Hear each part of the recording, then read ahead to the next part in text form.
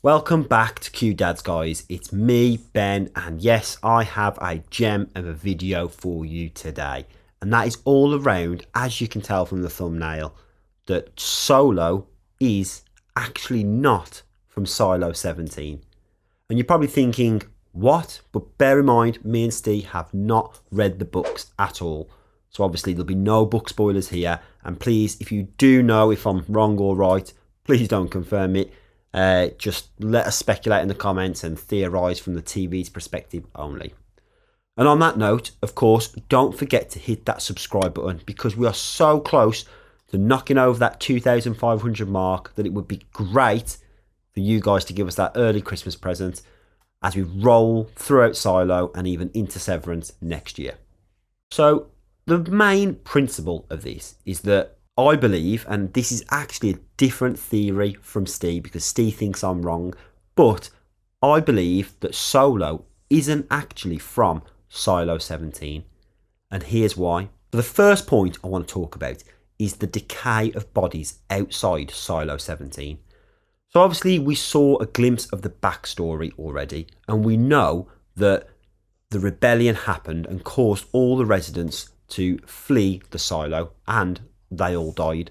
But if you look at the state of decay, they are quite far gone and pretty much all skeletal, which looks like that's kind of been around for quite a long time. You've got to say at least 100, 200 years plus.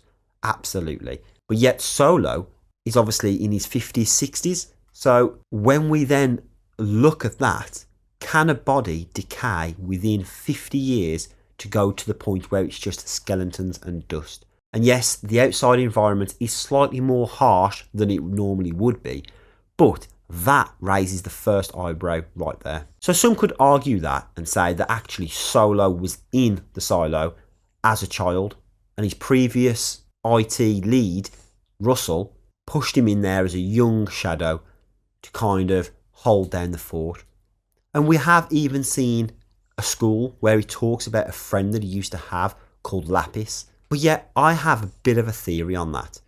So the reason why his friend or so-called friend was called Lapis is because you've got to look at Solo as an individual. He's quite an intelligent person. He knows a lot of information that someone in a silo should not know, which means, was he just looking at the blue backpack and tried to think of a different name, knowing that Juliette doesn't understand the meaning of Lapis? But then obviously when Juliette asked the question and said, how do you know this girl? That made Solo switch because he knew that he was kind of being rumbled and he didn't want to reveal any further details of that story. And yes, being trapped inside that vault for so long could have gave him this information, this knowledge of the outside world and how it previously used to be.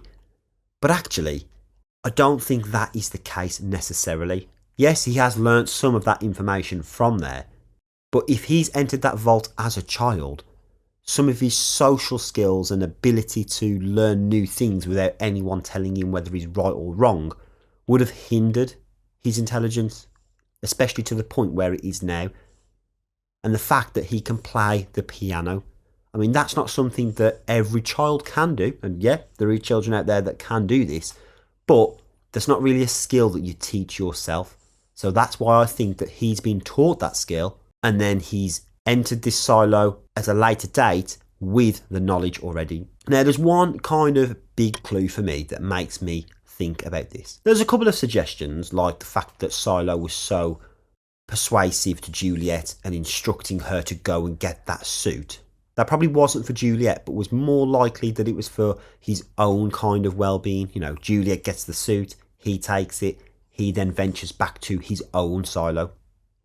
But back to the main clue. So if you remember back in the last episode, there was that kind of chalkboard with all this writing on it. And Solo said, yeah, get rid of it. I can't remember what that is. But actually, what if that is all the combination attempts where he has tried to enter the vault? So this is my theory. What if it was actually Russell who was already in the vault? Because as a head of IT, he would have remained, think to Bernard now, he would definitely remain in that vault. So let's say Russell remains in the vault. A younger version of Solo enters Silo 17. For whatever reason has happened to his Silo, I'm not 100% sure. But then he enters this, starts talking as Juliette did to Russell, has a bit of a conversation, and learns all this information, especially about Ron Tucker and the reason why the rebellion happened in the first place. But then he obviously wants to get into the vault, and this is something that Russell doesn't allow. So what does he do? He brainstorms. He goes back to the drawing board and writes down all of these combinations, trying them one by one to try and decipher the code. And eventually he gets in. And then that's where he kills Russell. And this is why that he won't let Juliette into the vault.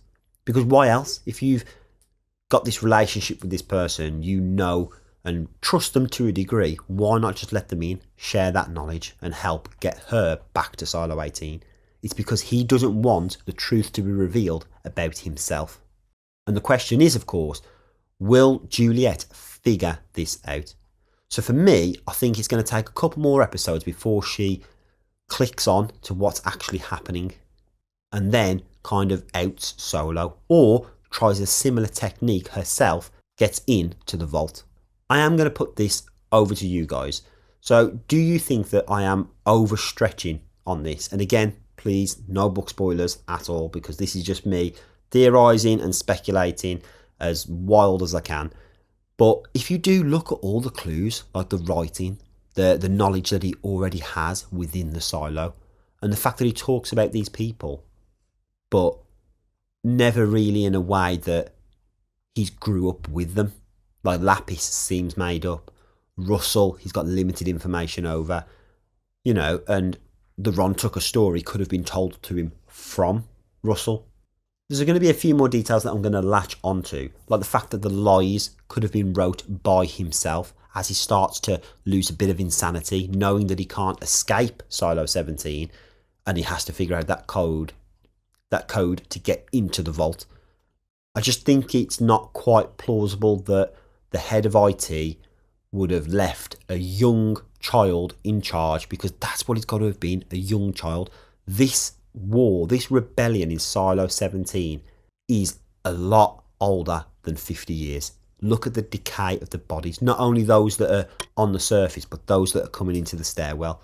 That is not just a couple of years or even 25 years. That is a lot longer. And please correct me if I'm wrong, but I thought I'd throw this little wild theory out there that Solo is not from Silo 17, and that truth will be revealed by the end of this second season. And that is my wild theory. And if I'm wrong, then absolutely so be it. But if I'm right, then I'll be able to hold that forever on Steve. So thanks for watching as always. Again, don't forget to hit that subscribe button. And of course, leave me a comment. Let me know your thoughts. And again, don't spoil it if you're a book fan, but tell me if you think I'm way off, or actually, if you think about it, am I making sense? So as always, thanks for watching, and I'll catch you next time with something new.